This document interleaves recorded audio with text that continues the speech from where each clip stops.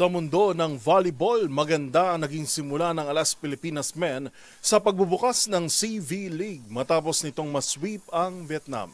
Ang naturang torneo ay bahagi pa rin ng paghahanda ng national team sa 2025 FIVB Men's Volleyball World Championship na gaganapin sa Pilipinas. Narito ang report ni Matchpoint, Millie Borja.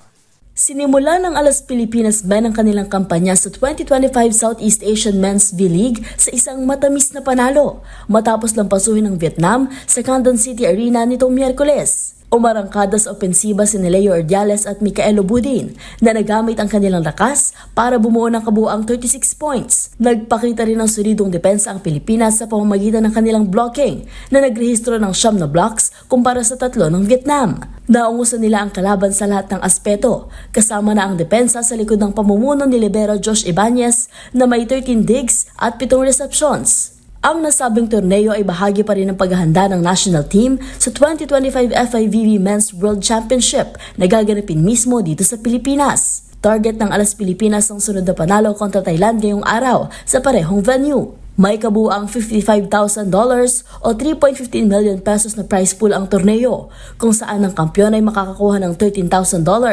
Ang second placer ay may $12,000 at $11,000 naman para sa third placer. Ito rin ang unang beses na nag-host ang Canton City ng isang international volleyball tournament. At yan ang mga latest updates sa mundo ng sports.